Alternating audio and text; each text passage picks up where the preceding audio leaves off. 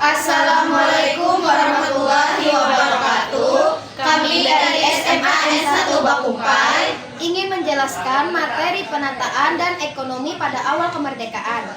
Pada mata pelajaran sejarah perminatan dengan pengajar Ibu Endah Nur Wahyuni, SPD dari kelas 12-2, kami dari kelompok 1 dengan anggota saya Arbaya, saya Monika, saya Sapitri Hidayah, saya Lina, saya Najwa Salsabila.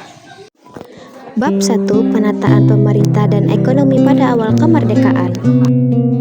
Apa itu pembentukan lembaga-lembaga pemerintah? Pembentukan lembaga-lembaga ini merupakan langkah strategis dan mendesak agar pemerintahan Indonesia bisa berjalan secara sah, teratur, dan mampu menghadapi tantangan besar setelah kemerdekaan. Lembaga seperti Presiden KNIP, Kabinet TNI, dan lembaga ekonomi adalah fondasi dari sistem pemerintahan Indonesia yang kita kenal sekarang. Otoritas KNIP dan lembaga kepresidenan. Setelah Indonesia merdeka pada 17 Agustus 1945, perubahan otoritas KNIP dengan perubahan KNIP memiliki otoritas lebih besar dan sistem pemerintahan mulai bergerak dari presidensial ke parlementer. Maklumat pemerintah 14 November 1945 menetapkan bahwa kekuasaan eksekutif dijalankan oleh Perdana Menteri yang bertanggung jawab kepada KNIP. Pembentukan kekuatan pertahanan dan keamanan. Pembentukan kekuatan pertahanan dan keamanan awal kemerdekaan sangat penting untuk mempertahankan kedaulatan Indonesia. BKR, TKR, hingga TNI, serta Polri adalah hasil dari semangat rakyat untuk melindungi kemerdekaan yang telah diperjuangkan. Langkah-langkah ini menunjukkan bahwa bangsa Indonesia bukan hanya ingin merdeka di atas kertas, tetapi juga siap mempertahankan kemerdekaan itu dengan kekuatan sendiri.